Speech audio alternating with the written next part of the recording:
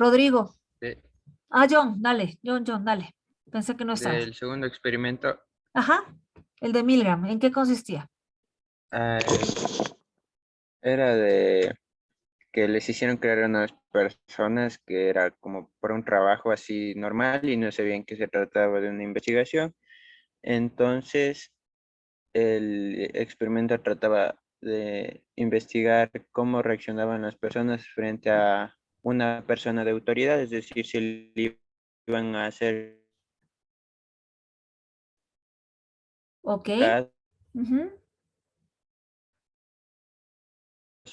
ellas iban a imponer su voluntad. Entonces, llevaron un cómplice a un guardia y a esa persona a la que le investigaron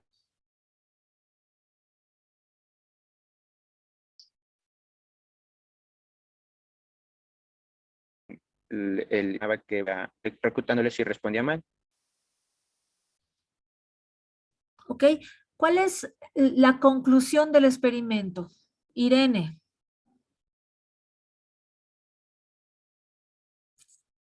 ¿te acuerdas cuál es la conclusión del experimento de Milgram?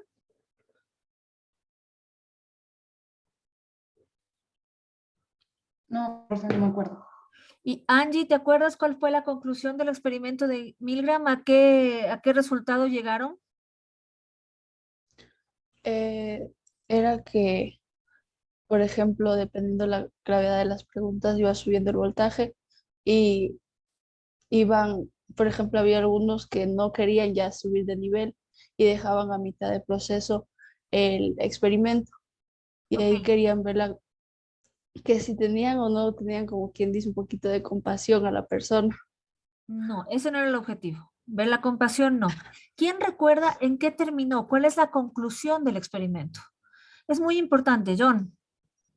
No sé si estoy bien, pero era que más del 50% de las personas em, llegaba hasta el punto de supuestamente de realizar la descarga que iba a matar. Exactamente. La mayoría de las personas, tanto en el 76 cuando se hizo el primer experimento, como en el 2004, creo que fue la reedición, la mayoría de las personas seguían la consigna dada por una persona que consideraban de autoridad, incluso por encima de sus propios valores y principios. Esa fue la conclusión. Chicos, pilas, no están prestando atención. Y ahora vienen tres experimentos que son poquitito más largos y más complejos. Miren qué importante esta conclusión. Esa conclusión del experimento de Milgram podría explicar muchas cosas de la sociedad, de la sociedad. Ahí hay una experimentación con personas desde la perspectiva de la psicología, ¿no? Este experimento de Milgram podría explicar, por ejemplo, todo lo que pasó con el nazismo.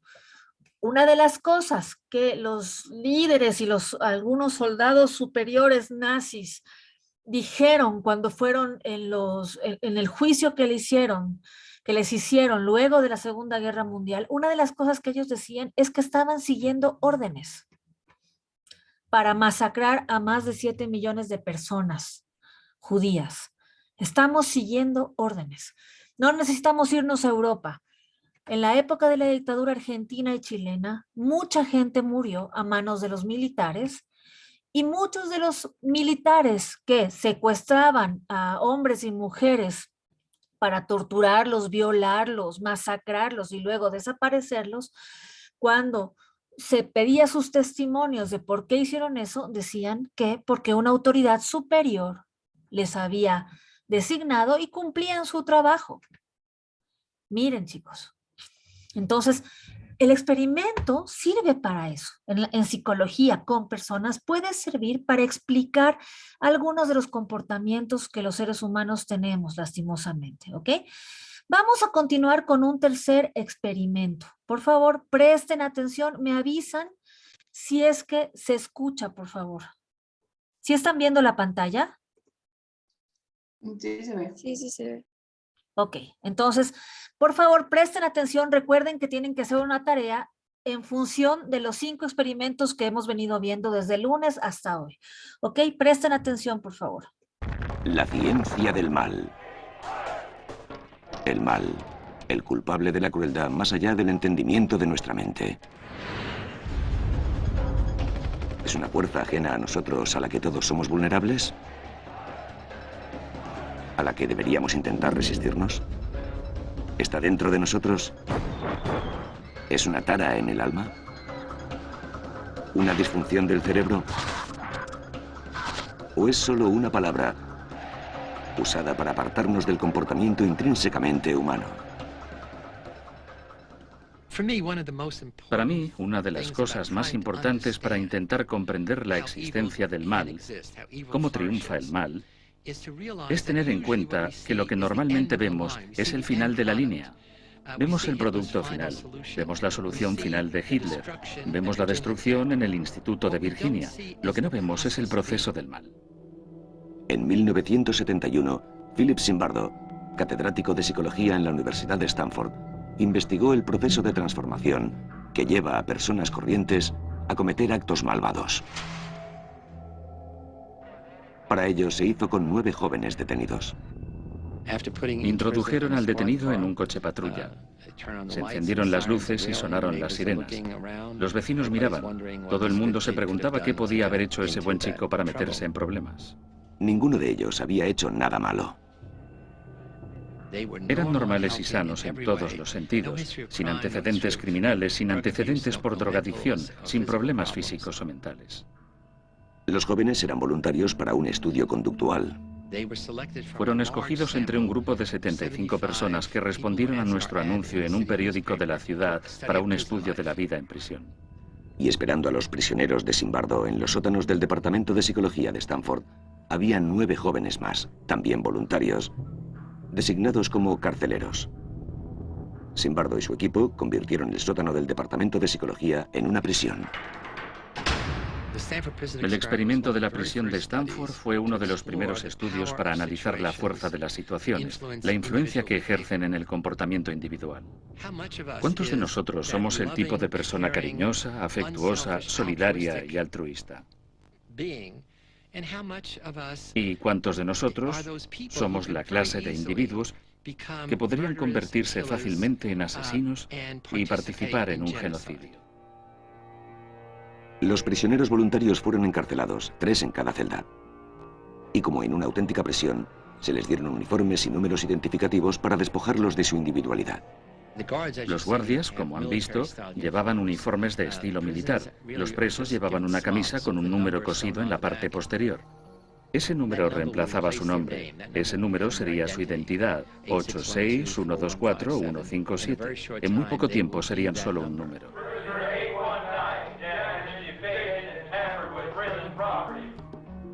Todos los guardias llevaban gafas de sol. Zimbardo aplicaba la lógica a cada detalle. Las gafas de sol plateadas reflectantes te quitan humanidad. Cuando nos relacionamos, los seres humanos tenemos contacto visual. Nos miramos a los ojos. Por eso, con los ojos cubiertos, a la gente les es más fácil abusar de los demás. Los 5 días siguientes impresionaron al mundo de la ciencia.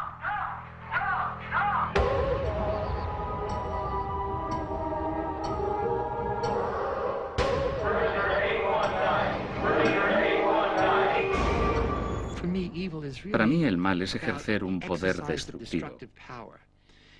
Como cuando ves a alguien aplastar el castillo de arena de otra persona en un momento. Algo que ha tardado horas en hacer. La mañana del segundo día, los prisioneros se rebelaron.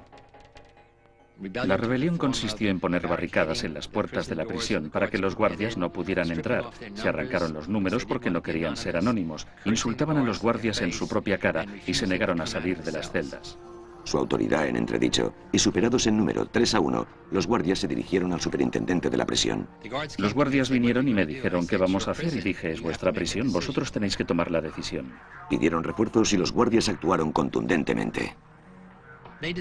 Decidieron abrir las puertas, dejaron a los presos desnudos, retiraron las camas, encadenaron a los presos e incomunicaron a los líderes de la rebelión tanto tiempo como creyeron necesario.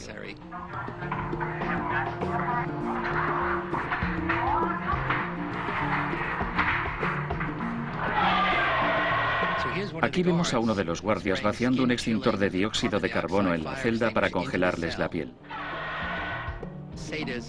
El sadismo a menudo requiere de cierto grado de ingenio, y en este caso de creatividad.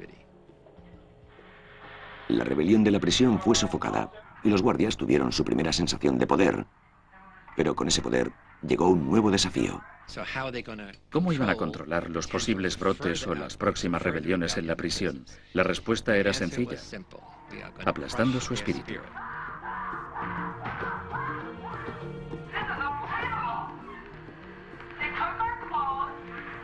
A las 36 horas, el primer prisionero, el 8612, tuvo una crisis emocional.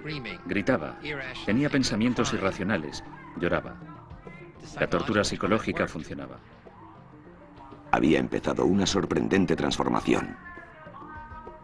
Ese era el punto de inflexión entre un grupo de muchachos jugando a policías y ladrones. Unas personas que empezaban a asumir el papel de guardianes. El mal es un proceso. Es un terreno resbaladizo. Y cuando entras en él, no puedes imaginar dónde termina ese terrible lugar. Y por eso hay que evitar dar el primer paso. Tienes que resistir. Porque si no, el segundo paso es más fácil. Y das el tercero y el cuarto. Acabas metiéndote de lleno y ya eres un criminal.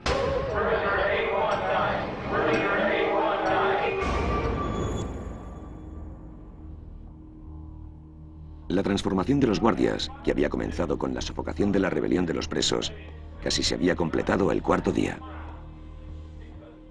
A uno de los guardias, el más malvado, el más sádico, el más ingenioso y creativo para inventar y desarrollar tácticas que rompieran la resistencia y la rebeldía, los presos lo apodaron John Wayne. Lo llamaron así porque era como un vaquero del lejano oeste, era uno de esos tipos machotes y fuertes. John Wayne se convirtió en una fuente de terror e intimidación para los presos de Simbardo. Después nos dijo que en realidad estaba experimentando. Dijo, yo quería ver hasta dónde podía llegar con los presos antes de que se rebelaran. Yo quería que se rebelaran, pero como no lo hacían, dejé de compadecerme de ellos y empecé a tratarlos cada vez peor. Yo creo que era una forma de justificarse por su malvado comportamiento.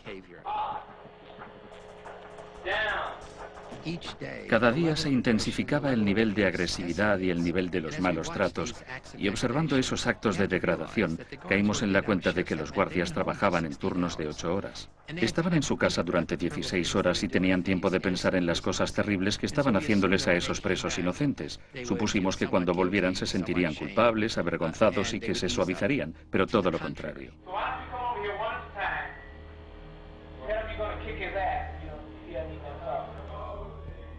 El sadismo de John Wayne y los otros guardianes empezó a adquirir dimensiones sexuales. Y entonces el próximo nivel fue decir, bien, la mitad de vosotros sois camellos hembra, la otra mitad sois camellos macho. Poneos detrás de ellos y ahora vais a jorobarlos. Es un juego de palabras, los guardianes se ríen. Lo que ven son presos que simulan practicar la sodomía bajo las órdenes de los guardias. Recuerden que todos eran estudiantes universitarios realizando un experimento psicológico en una prisión simulada. Habían empezado el experimento siendo jóvenes normales y sanos, pero eran irreconciliables cuando empezaron a obtener el sádico placer de humillar físicamente a sus prisioneros y desmoralizarlos totalmente. Mientras observaba el aumento de la degradación sexual, empecé a darme cuenta de que los guardias estaban demasiado en su papel, que estaban empezando a desarrollarse los varios niveles de un comportamiento sádico. Y no era diferente a lo que sabía que había ocurrido con los reservistas del ejército de Abu Ghraib, a quienes estudié de forma intensiva. En 2004 aparecieron informes sobre los abusos contra los internos de la prisión de Abu Ghraib, en Irak. Varios soldados estadounidenses y oficiales de inteligencia fueron acusados de tortura. Antes de entrar en esos calabozos eran normales, buenos soldados estadounidenses. Los destinaron a ese lugar y todos los que hacían el turno de noche participaron en la tortura y los malos tratos a los presos. Los abusos documentados incluían varias formas de imaginativo sadismo. y se les acusaba de homicidio. Los sacabas de allí y se acababa. No continuaban haciendo esas cosas terribles que hacían en la prisión. Volvieron a ser como habían sido siempre. Si la hipótesis de Zimbardo es cierta, en una situación normal, ninguno de nosotros es capaz de hacer el mal.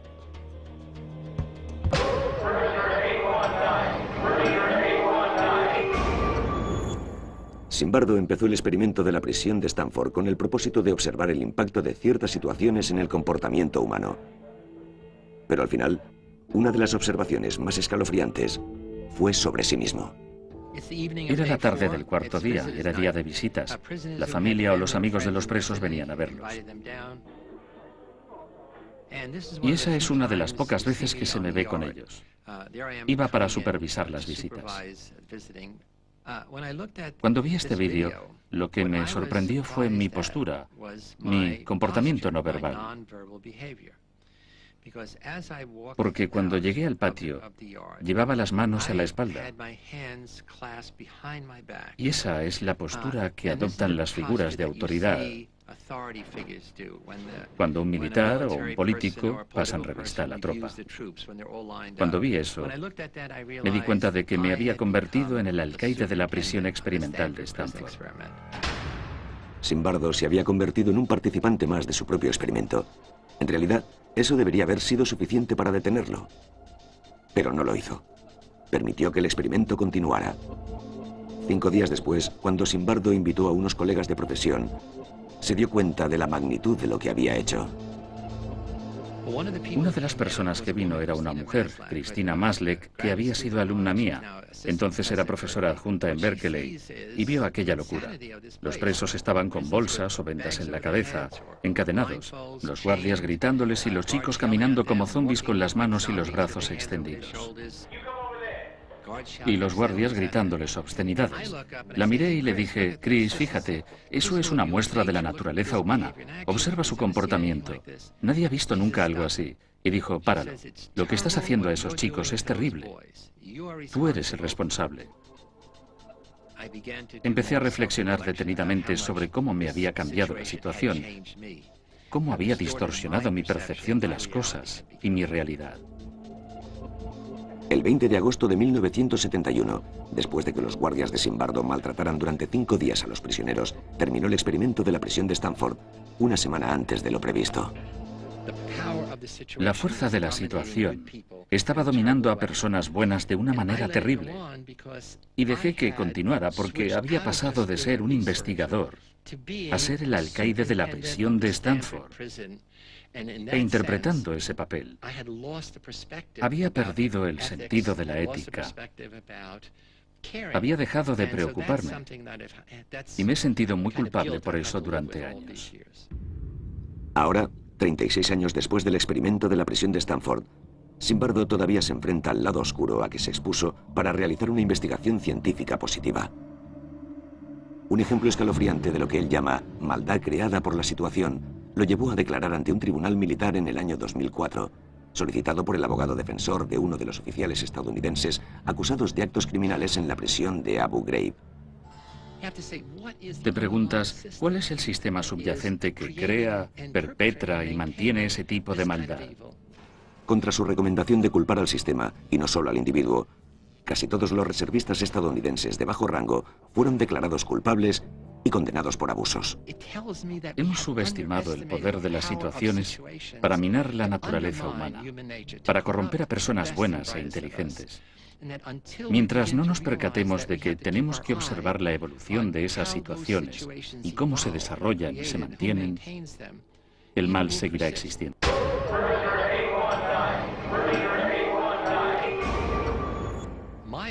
Mi argumento es que la mente humana tiene una capacidad infinita para hacernos buenos o crueles, cariñosos o indiferentes, egoístas o generosos, y para hacer que algunos seamos malvados y otros seamos héroes. Y eso es lo maravilloso de la mente humana. Zimbardo cree que las personas corrientes no solo son capaces de ser infinitamente crueles, sino que igualmente somos capaces de hacer un gran bien. Cuando tratamos de comprender qué hace que las personas cometan actos malvados, No solo debemos observar la naturaleza humana, sino mirarnos en un espejo como individuos.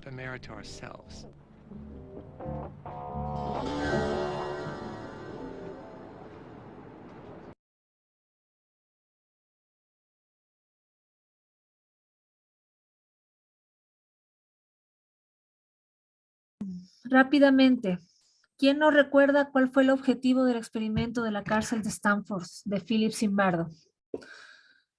¿Para qué hizo este experimento este señor? Para ver la fuerza de la situación y la influencia de una situación. Sí, muy bien. Miren, es un ejemplo clarísimo del conductismo más tradicional y más positivista. La cárcel que generó este señor era un laboratorio, chicos. Era un laboratorio en donde ponía a las personas en determinadas situaciones. Conductismo. La teoría de él es que, como dice el conductismo, y luego lo cognitivo-conductual, que es la corriente que más se sigue en la Facultad de Psicología, es que el contexto va a marcar el comportamiento de las personas, ¿sí? De una manera directa. Es decir, somos cómo nos comportamos a partir de la situación en la que estamos. Y lo interesante de esto y por lo que quiero reflexionarles y por lo que les pasé el video es pensando en la tarea, es decir, ¿qué características tiene su experimento? Recuerden, ¿harían lo mismo? ¿Cuáles son las dimensiones éticas de la experimentación con personas? ¿Sí? El investigador incluso admite que él mismo se metió en el propio experimento. Miren qué interesante. Entonces, el experimento de Philip Zimbardo se dio en 1971, ¿sí? En la Universidad de Stanford y generó un proceso de cuestionamiento sobre el tema de la psicología experimental con personas, desde la perspectiva ética, pero además desde la perspectiva científica. ¿Hasta qué punto podemos manejar las variables de la manera en la investigación? Recuerden que estamos hablando de investigación en psicología. ¿Hasta qué punto podemos manejar los psicólogos investigadores las variables para manipular los contextos y por ende las reacciones de las personas? ¿Y hasta qué punto el comportamiento humano rebasa el control del experimentador? ¿Ok? Vamos a ver el siguiente experimento. ¿De acuerdo? Por favor, presten atención a este experimento que estoy intentando sacar. Espérenme un ratito, todavía no lo tengo en la pantalla. ¿Qué es el experimento de un psicólogo que se llamó Ash? ¿Sí? Es un experimento interesante, es probable que esto ya lo hayan visto antes, porque este es muy, muy conocido, ¿sí? Pero dentro de la misma lógica, presten atención, es un poquito más corto el video, para ver qué es lo que quiere experimentar, cuál es el objetivo del experimentador en este proceso, ¿ok? Entonces, por favor, presten atención. The experiment you'll be taking part in today involves the perception of lengths of lines. As you can see here, I have a number of cards, and on each card there are several lines. Your task is a very simple one. You're to look at the line on the left and determine which of the three lines on the right is equal to it in length. All right, we'll proceed in this order. You'll give your answer. Only one of the people in the group is a real subject, the fifth person with the white T-shirt. The others are confederates of the experimenter and have been told to give wrong answers on some of the trials. The experiment begins uneventfully as subjects give their judgments. 2, 2, 2, 2, 2, 3, 3, 3, 3. But on the third trial, something happens. 2, 2, 2, 2, 2. The subject denies the evidence of his own eyes and yields to group influence. 1. Ash found subjects went along with the group on 37% of the critical trials. But he found through interviews that they went along with the group for different reasons. 1. 1. They must be right. There are 4 of them and 1 of me. 1. This subject's yielding is based on a distortion of his judgment. He genuinely believes that the group is correct. 1. 1. 1, 2. 1, 2. 2. 2. I know they're wrong, but why should I make waves? 2. In this case, the subject knows he is right, but goes along to avoid the discomfort of disagreeing with the group. Here, the distortion is at the level of his response. 2. 2. 2. 2. In the previous experiment, the naive subject stood alone against the group. In this variation, Ash gave the naive subject a partner, here seated in the third position, who also gives the correct response. 1. 1. 2. 1. 2. With a partner, yielding drops to only 5% of the critical trials compared to 37% without a partner. Although subjects report warmth and good feeling toward the partner, they typically deny that he played a role in their own independence. The partnership variation shows that much of the power of the group came not merely from its numbers, but from the unanimity of its opposition. When that unanimity is punctured, the group's power is greatly reduced. Sometimes we go along with the group because what they say convinces us they are right. This is called informational conformity. But sometimes we conform because we are apprehensive that the group will disapprove if we are deviant. This is called normative conformity. The strength of the normative factor is shown in another variation carried out by Ash. In this variation, the subject is told that because he had arrived late, he would have to write his answers. Subjects in this private response experiment are exposed to the same amount of misleading information as other subjects, but they are immune from any possible criticism by the group. 1. 1. 1. And this enormously reduces the pressure to conform. Conformity drops by 2/3. Ash's experiment is a classic. It reveals how people will deny what they see and submit to group pressure. It allows us not only to observe conformity, but to study the conditions that increase or reduce its occurrence.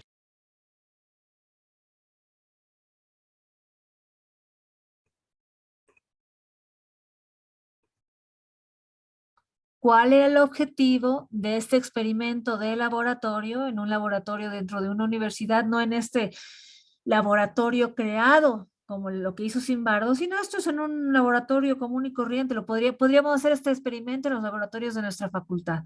¿Cuál era el objetivo de Ash? ¿Quién me lo dice? ¿Para qué hizo Ash este experimento? ¿Qué quería probar o investigar?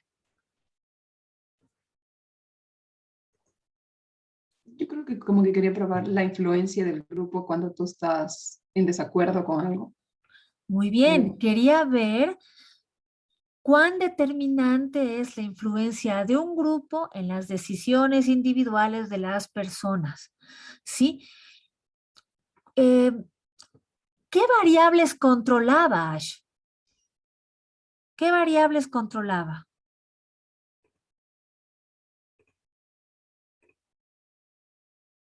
¿Sí se entiende la pregunta? ¿Qué cosa había, qué podía manipular el psicólogo investigador?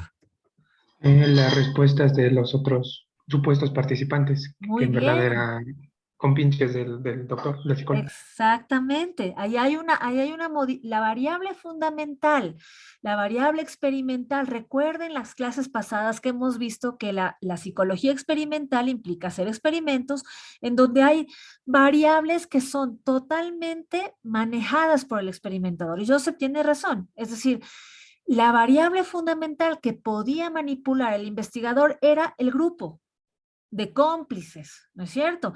Ustedes van a decir que, aunque evidentemente la tercera línea es la más grande, todos van a decir que la segunda es la más grande. Y hay el sujeto de experimentación que se queda loco porque está viendo claramente que es la tercera, la que es la más grande. Pero dice que es la segunda. Miren cómo el experimento de Ash es un experimento puro y duro de psicología experimental con manipulación de variables y demás. Entonces, se puede hacer psicología experimental sin llegar a los extremos de Zimbardo y de la cárcel de Stanford, ¿no? Pequeño resumen y claqueta sobre lo que implica el experimento de Asch, realizado por primera vez en 1951.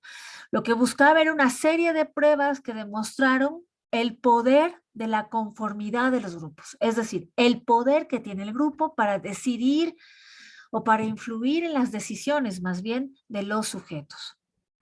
Sí, quería cuantificar el grado en el juicio del grupo, el grado que el juicio del grupo tiene de afectación en el punto de vista individual. Cómo los grupos afectan el punto de vista individual. ¿Ok? Y vamos, chicos, a la última. Vamos a la última, al último video. Ténganme un ratito de paciencia para buscarlo en mis archivos. Este experimento es también uno de esos experimentos polémicos de la psicología positivista norteamericana. No encontré un testimonio directo del investigador, pero este fue uno de los, insisto, de los experimentos que causó mucho revuelo y tuvo unas consecuencias interesantes. Ya vamos a ver. Se llama el experimento de Rosenhan. ¿Ok?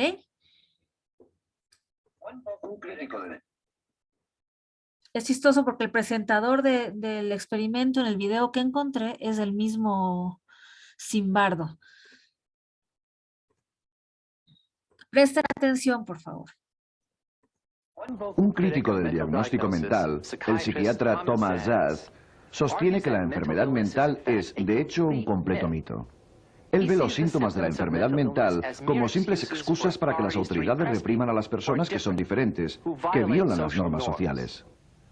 Según Szasz, no hay un fundamento de enfermedad mental en estas personas, únicamente etiquetas médicas para justificar la represión infringida a estas personas. Es una posición extrema que mucha gente rechaza, pero que nos fuerza a reexaminar nuestras opiniones sobre lo que es normal y lo que no lo es. Otra crítica distinta, pero también provocativa, es la que apunta David Rosenhan, de la Universidad de Stanford.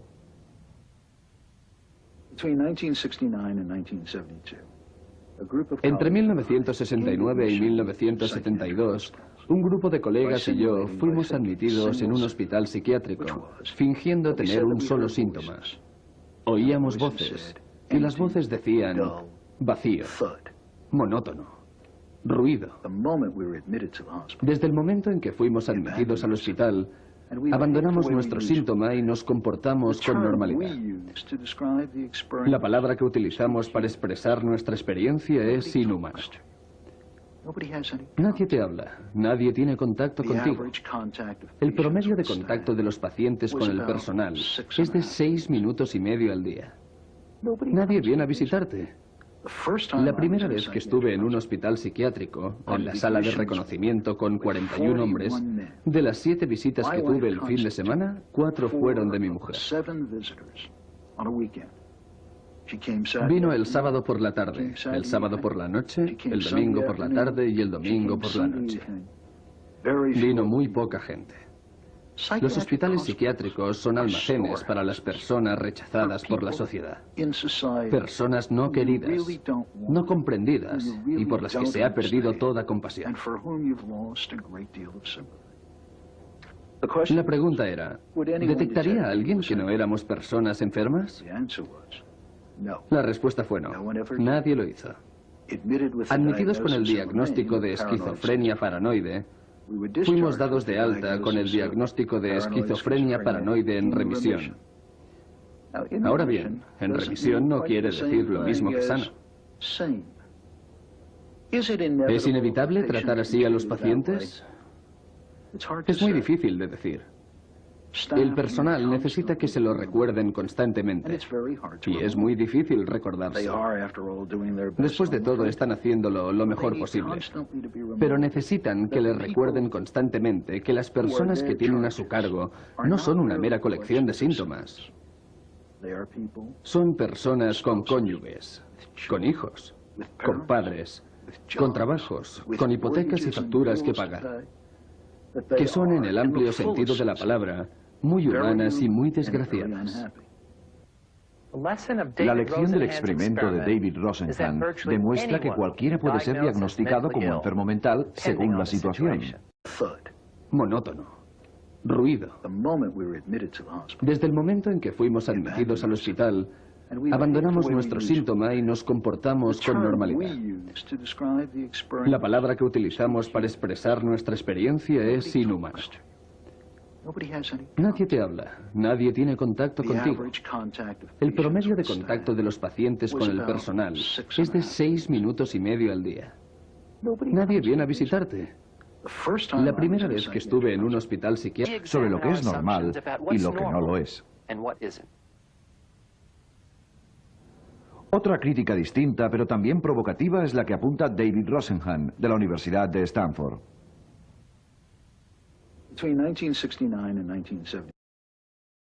Perdón, parece que hubo ahí un saltito en el video. Esto ya lo vimos, ¿no? Vamos a ver solo la conclusión de este señor.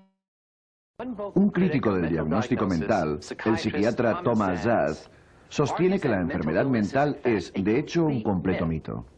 Él ve los síntomas de la enfermedad mental como simples excusas para que las autoridades repriman a las personas que son diferentes, que violan las normas sociales.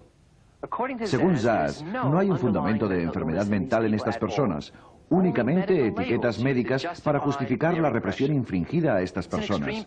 Es una posición extrema que mucha gente rechaza, pero que nos fuerza a reexaminar nuestras opiniones. La pregunta... Bueno, vamos a dejar ahí porque el video está medio mareado, no sé por qué, qué le habrá pasado a mi archivo. Pero bueno, en resumen, chicos, lo que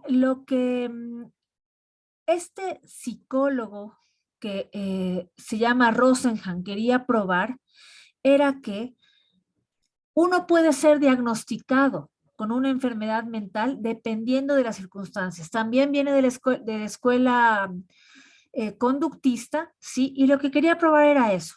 ¿Hasta qué punto existe la salud mental y hasta qué punto la psiquiatría es justamente una ciencia positivista en el sentido de que debe ser comprobada, no se puede refutar en el sentido porque se prueba, porque se cuantifica, ¿sí?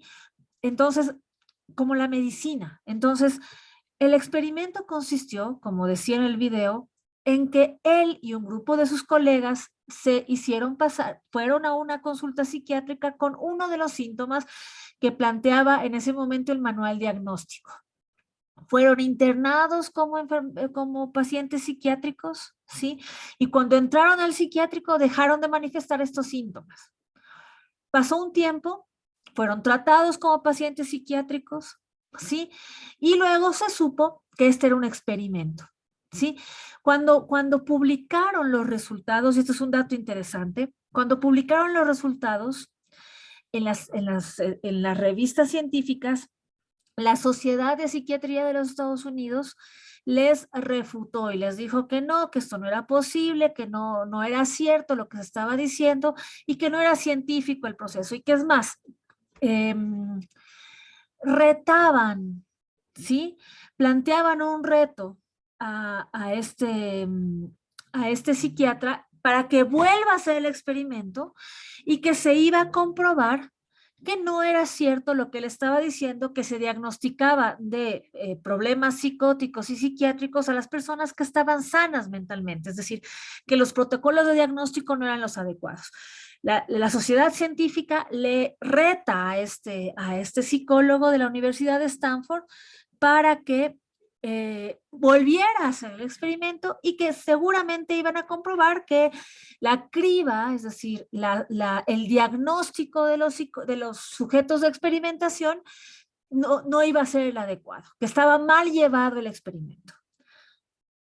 Rosenhan aceptó, dice cuenta la historia de este experimento, que Rosenhan aceptó el reto y dijo que sí iba a ser. Y en los siguientes 6 meses se diagnosticó, me parece que el 30% menos de pacientes psiquiátricos en Estados Unidos. ¿Sí? Cuando se dieron los resultados, la Sociedad de Psicología de Estados Unidos planteó y dijo, miren, ya hicimos bien el diagnóstico y es verdad, o sea, la medicina psiquiátrica y los hospitales psiquiátricos hacen bien el diagnóstico. La prueba es que el 30% menos de personas han sido diagnosticadas con problemas psiquiátricos y no han sido internadas, un 30% menos de internación en los hospitales. Y Rosenhan dijo, les cuento una cosa, nunca presenté a ningún equipo para que sea diagnosticado con problemas psiquiátricos. Es decir, él se había abstenido de hacer el experimento, a pesar de que dijo que sí. Una prueba más de que los psiquiátricos, los hospitales, según lo que dice Rosenhan en su experimento, los hospitales psiquiátricos diagnostican sin un estudio correcto y que además la enfermedad psiquiátrica tiene mucho que ver con la posición del psiquiatra frente al diagnóstico. ¿De acuerdo?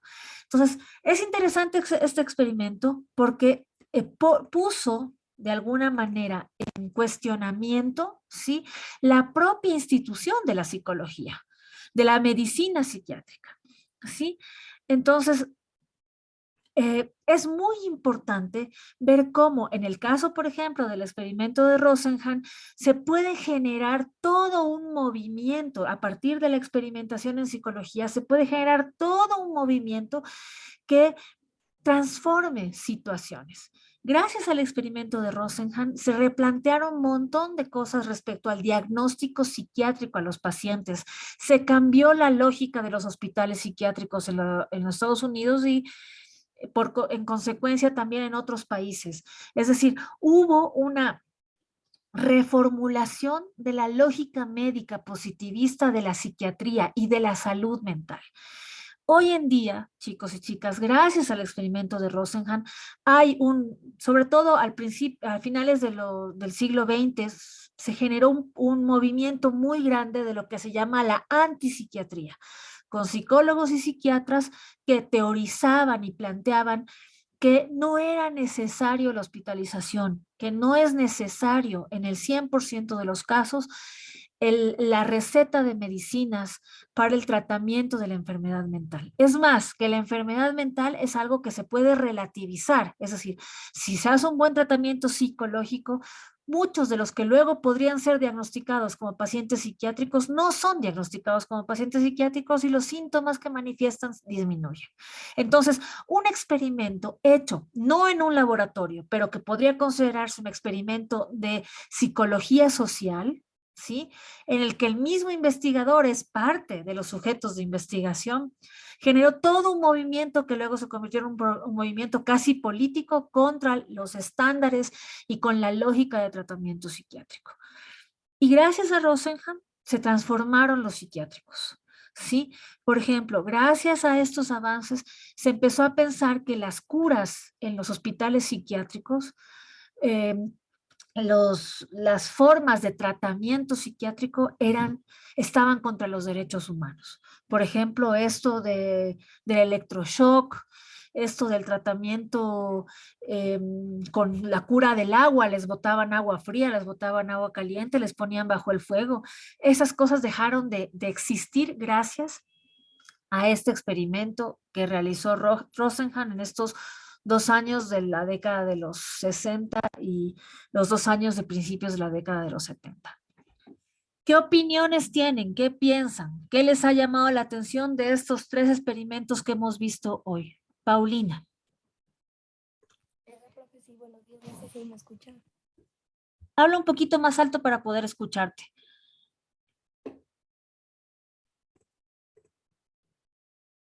Paulina. Ya, ahí creo que sí. Ahí estás bien. A ver. Profe, yo tenía, bueno, del último experimento de los psiquiátricos, me parece que Michel Foucault también comparaba los psiquiátricos con las cárceles, porque en sí eso es, igualmente hacía la misma comparación con las escuelas. Entonces creo que se llegaba a una conclusión, no recuerdo bien, de que para tratar bien una enfermedad mental no era necesario el encerramiento ni el aislamiento, sino más bien la convivencia con las personas que más apreciaba a su alrededor, para que la persona afectada pueda superar, o sea, más o menos ya es un mejor tratamiento el convivir que el aislamiento. Eso fue lo que... Tienes razón, Paulina. Michel Foucault era un sociólogo y un filósofo, ¿no? Y él hizo largos estudios. Es más, si pueden leerlo, léanlo porque es muy interesante, muy entretenido. Ha hecho muchos trabajos sobre lo que está planteando Paulina, es decir, un cuestionamiento a la salud mental y a la psiquiatría, ¿no? Y una comparación, o sea, la tesis, digamos, en resumen, la tesis fundamental de Foucault es la escuela, la cárcel y la medicina psiquiátrica, lo que tienen el mismo objetivo, ¿sí? Que es el adoctrinamiento de las personas y el que las personas perdamos libertad para ser funcionales al sistema. Sí, tiene varios libros Foucault desde la perspectiva sociológica, pero un buen psicólogo debería leer también estas cosas, por ejemplo, Vigilar y Castigar, por ejemplo, la historia de la psicología clínica. Es decir, hay una mirada cuestionadora a la lógica psiquiátrica que era la que gobernaba la psicología en el siglo XX. Lo mismo que Rosenhan y Michel Foucault son contemporáneos, es decir, fueron personas y teóricos desde distintas ramas que trabajaban en la década, digamos, la segunda mitad del siglo XX, sobre todo los últimos 30, 40 años del siglo XX. Y es así, es decir, ya desde la perspectiva psicológica, el planteamiento, y esto es bueno que comiencen, están ustedes recién en primer semestre, pero es bueno que empiecen a interesarse y empiecen a cuestionar, ¿sí? Esto de la salud mental, ¿cómo es? ¿Quién decide qué es salud y qué es enfermedad mental? Y en esa lógica, Paulina, si te interesa, hay un psiquiatra, psicólogo y terapeuta que se llama Jaakko Seikkula. Les voy a poner en el chat del Zoom.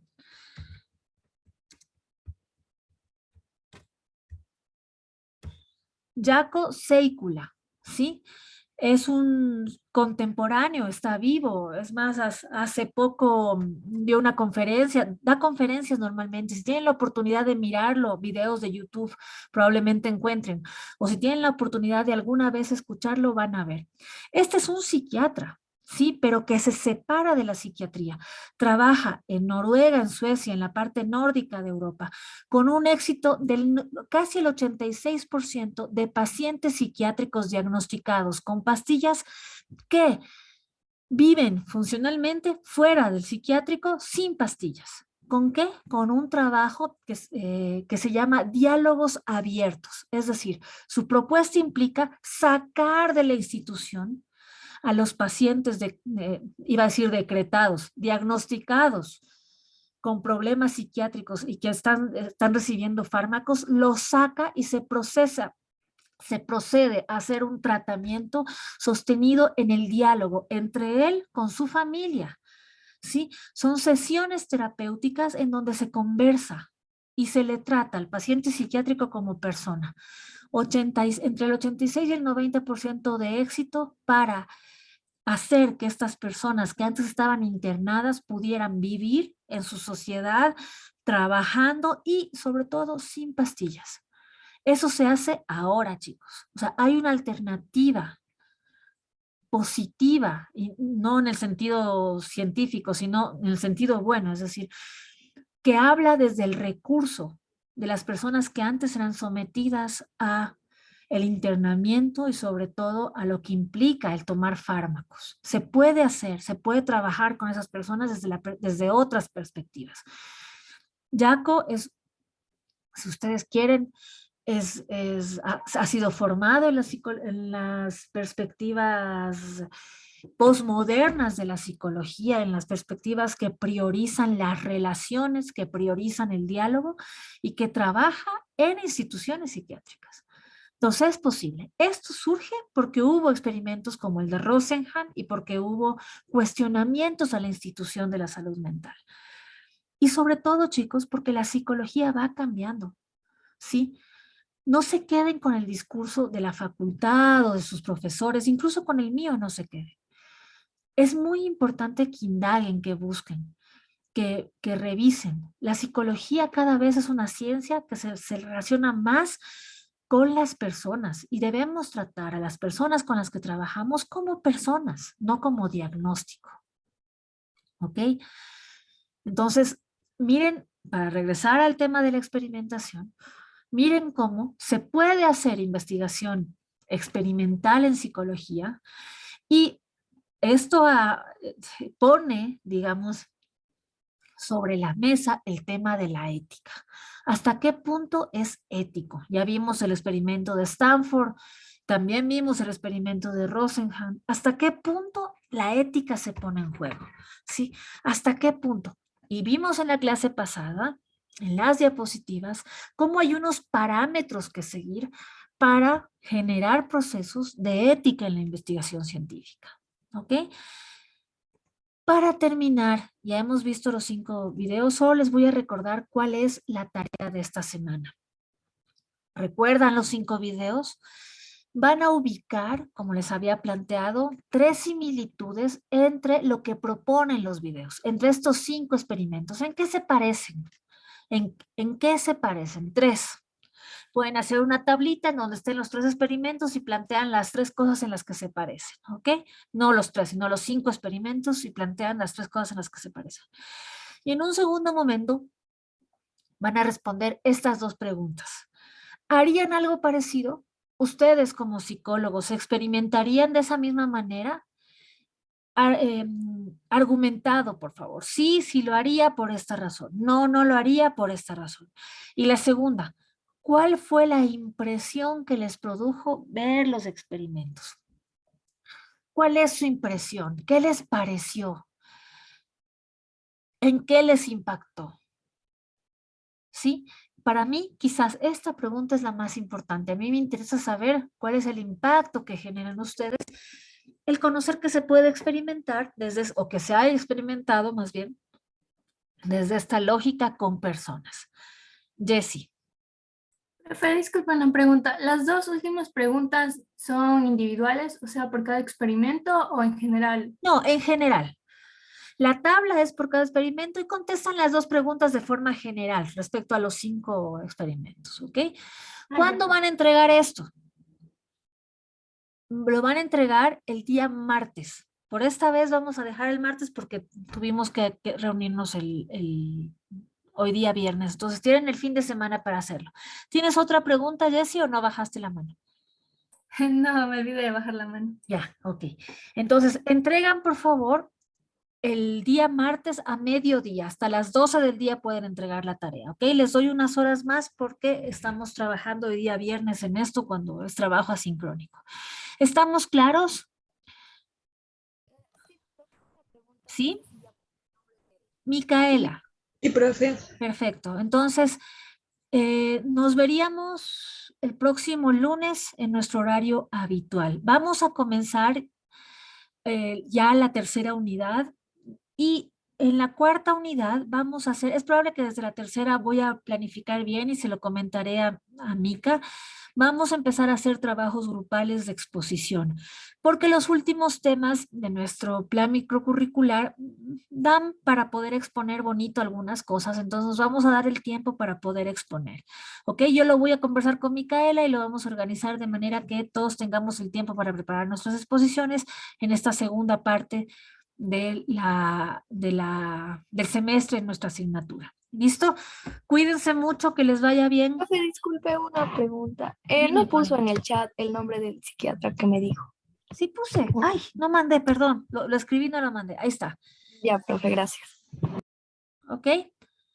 Bueno, nos vemos. Y otra cosa para la asistencia, hoy día no va a poner... No, no voy a, les voy a mandar más tarde. No alcancé a hacer el enlace. Les voy a mandar al chat, ¿ok? Ah, ya, gracias. Chao.